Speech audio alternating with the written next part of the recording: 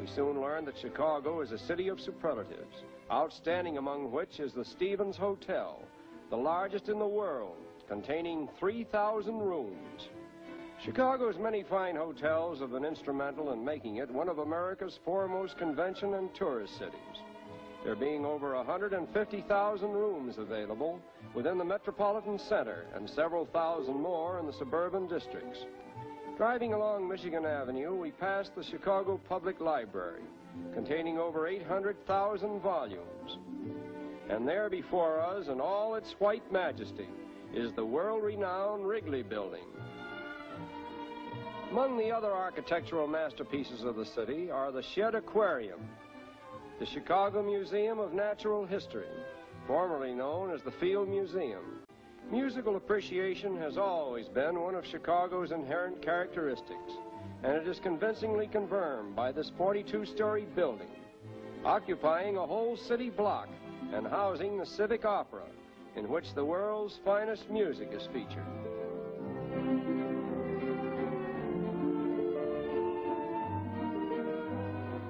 And now we come to another superlative, the Merchandise Mart, said to be the largest building of its kind on the face of this earth.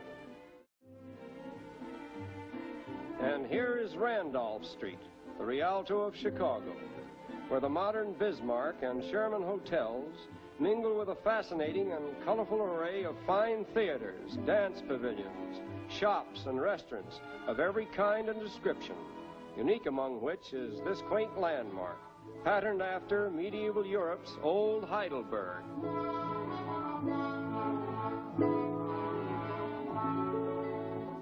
And this is State Street, home of the famous Chicago Theater and the celebrated department store, which was founded about 80 years ago by Marshall Field, one of Chicago's pioneer leaders and champions of private enterprise. State Street is regarded as the world's most concentrated retail shopping center.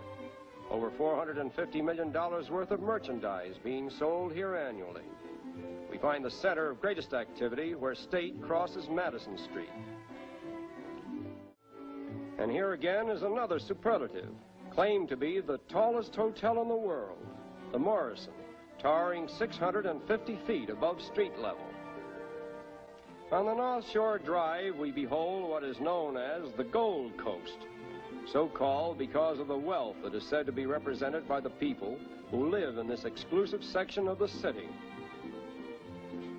And now let's go for a ride along the shore of the lake, taking what is known locally as the Outer Drive.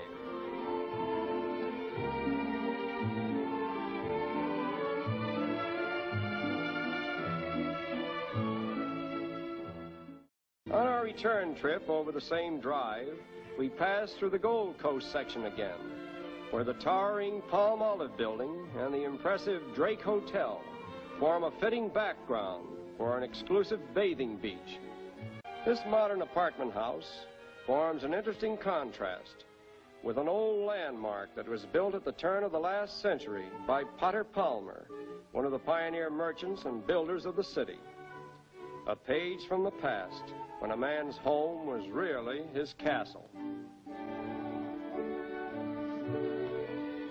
And now we come to what is Chicago's most revered landmark, the old Water Tower, one of the few constructions that survived the Great Fire of 1871, and a silent reminder of the indomitable spirit that built the Chicago of today. In Jackson Park stands the Fine Arts Building, a survivor of the famous Columbian Exposition, which was held in Chicago in 1893. This beautiful institution is now known as the Museum of Science and Industry. The Statue of the Republic in Jackson Park is the only sculptural record left to commemorate the memory of the Columbian Exposition. Famous Buckingham Fountain, we gaze upon our concluding scene of Chicago. This beautiful creation is the gift of the late Catherine Buckingham, patron of the arts, who also provided for its maintenance in perpetuity. A fitting symbol of the magnanimous spirit that guides the great heart of Chicago, the beautiful.